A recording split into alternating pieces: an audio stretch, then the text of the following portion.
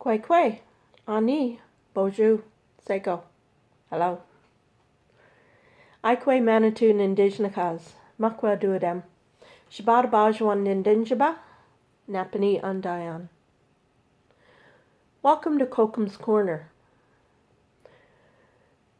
This is a space where we sometimes tell a story, we work with the puppets, we teach a lesson like the medicine wheel, sometimes we teach how to do a craft.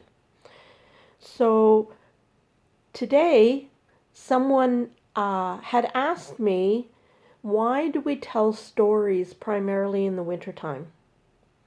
And so I thought this would be a good time to talk about that. Indigenous people from the beginning of time have had a lot of work to do. I am Anishinaabe Kwe, and the people, the Anishinaabe people, the Haudenosaunee people who live in this part of Canada,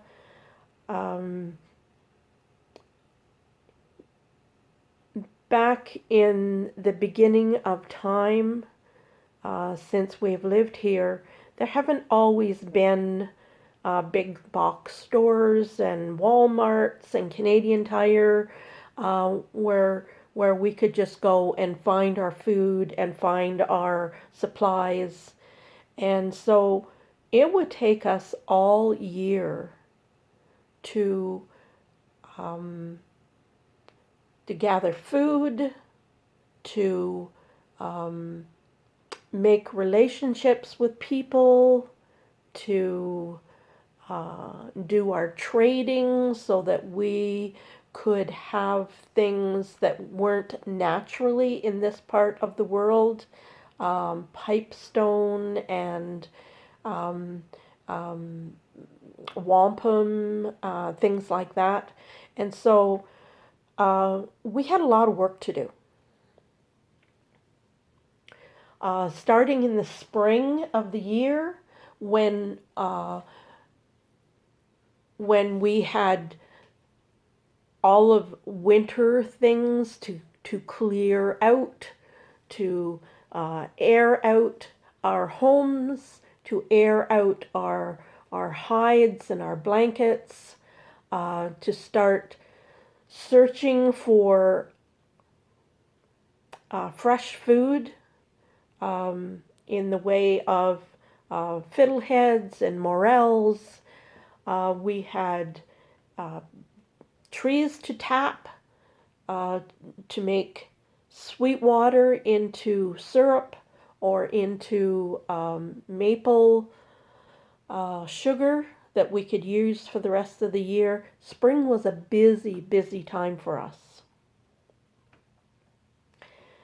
When it came to summertime, we had gatherings to attend. We had trading to do.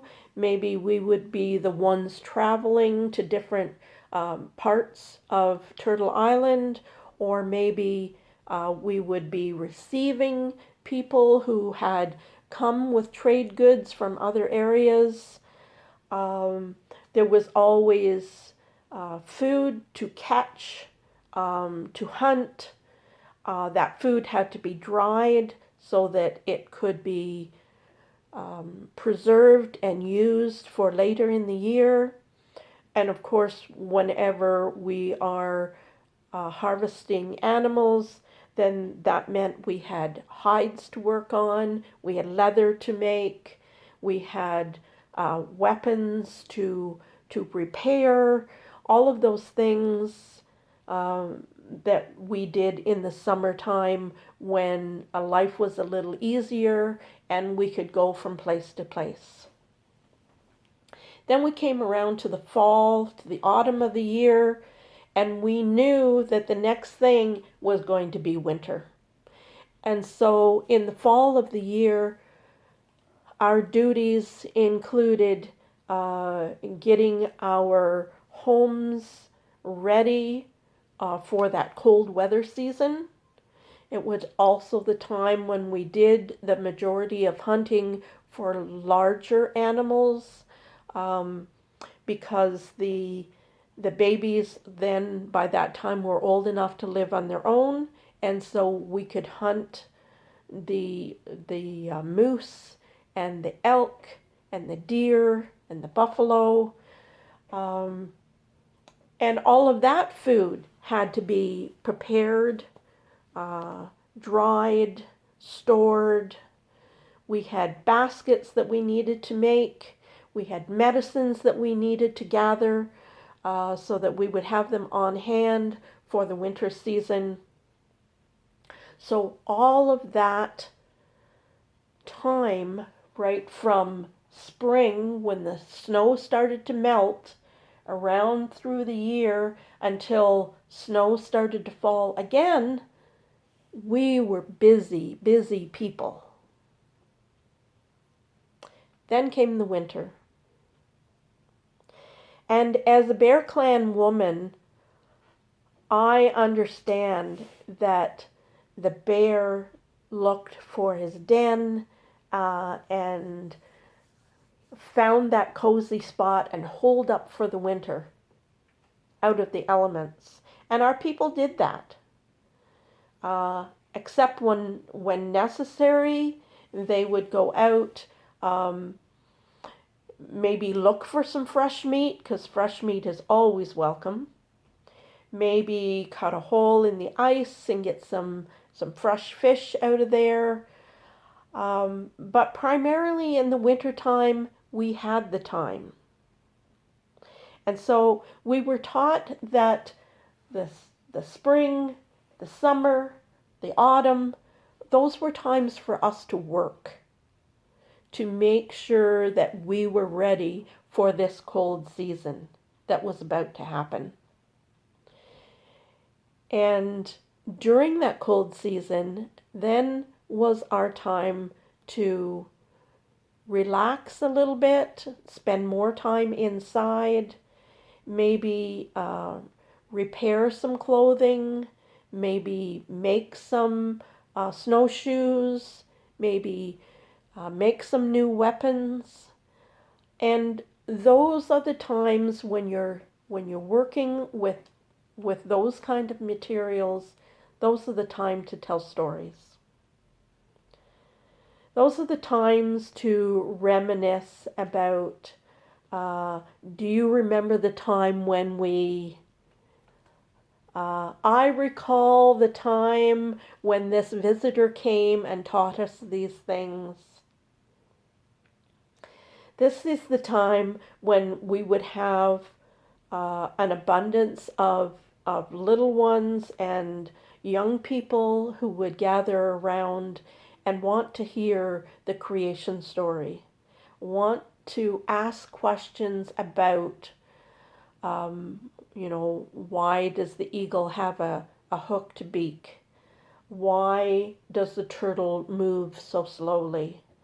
Why does the raccoon have the mask, the colored mask around its eyes? Why does the porcupine have quills? And those are the times that they would be interested in hearing the stories of creation. So in the wintertime, we would make time for things like that. It's not saying that we didn't tell stories all year round. When we would have a young person come to us with a question or a problem, we might talk to them about the hummingbird, or we might explain to them about the turtle. But primarily our stories that we told just for the enjoyment of telling stories, just for the enjoyment of a lesson well learned, a tradition passed on. Those kind of things were kept for these winter months.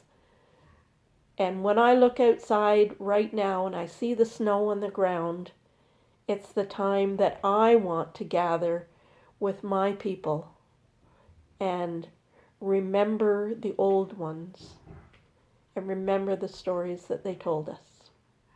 So I hope you find some time during this winter season to gather with people that you know and remember the stories. Maybe even make some new stories. I hope you come back and join me again in Kokum's Corner and we'll learn something else. Ani, kwe kwe, bama pi. I'll see you again.